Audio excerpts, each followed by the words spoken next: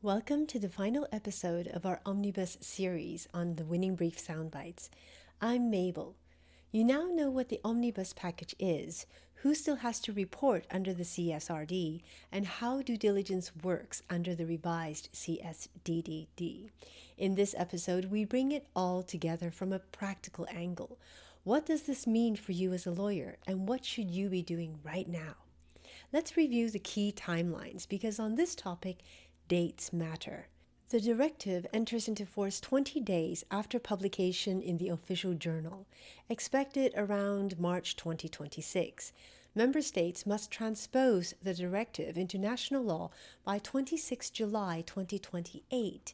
Companies in scope of the revised CSRD must report from the 2027 financial year, meaning their first reports appear in 2028. Companies in scope of the revised CSDDD must comply from the 26 July 2029. The Commission will publish guidelines to help companies prepare by July 2027. For companies that were already reporting under Wave 1 of the original CSRD, that is, large public interest entities, reporting obligations for the 2025 and 2026 financial years continue uninterrupted. Member states have the option to exempt Wave 1 companies that fall outside the revised scope for those years, but companies cannot assume that exemption is automatic. They must verify their member state's position once transposition is complete. And one final point that is easy to overlook, both the CSRD and the CSDDD include review clauses. The Commission can revisit the thresholds and requirements in the future. The current simplification may not be the last word. 3 practical points for lawyers right now. First, confirm your client's position. Every client of a certain size needs a threshold analysis. Are they in or out of the revised CSRD? Are they in or out of the CSDDD? That analysis requires legal expertise, and clients need it now, not in 2028. Second, do not advise clients to stand down entirely. Even out-of-scope companies could face data requests from their in-scope customers. Help clients build a simple, proportionate process that lets them respond without being caught off guard. Third, stay ahead of the transposition process in your jurisdiction. The directive sets the framework, but national implementation determines the detail, including enforcement mechanisms and civil liability rules.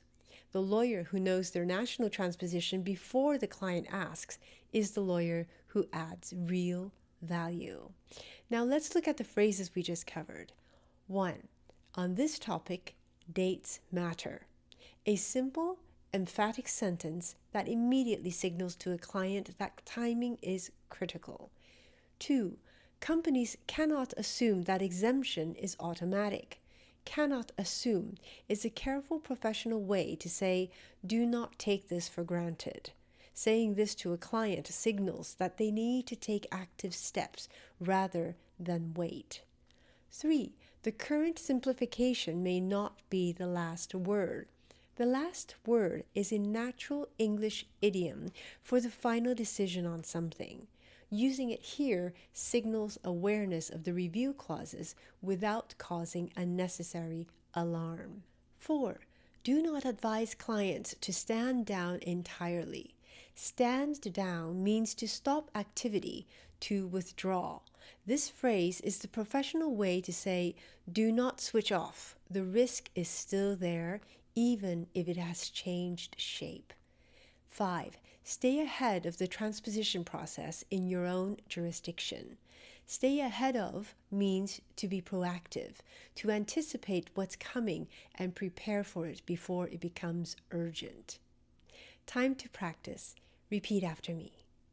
On this topic, dates matter.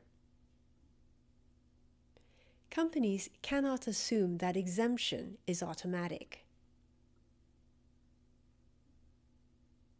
The current simplification may not be the last word. Do not advise clients to stand down entirely. Stay ahead of the transposition process in your own jurisdiction.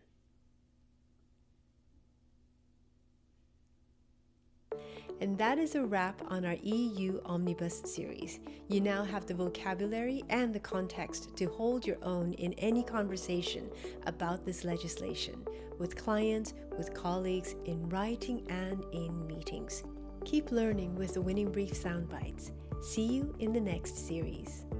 My work focuses on helping lawyers succeed in cross-border and EU-level legal environments where English isn't optional, it's strategic. You can learn more at thewinningbrief.eu.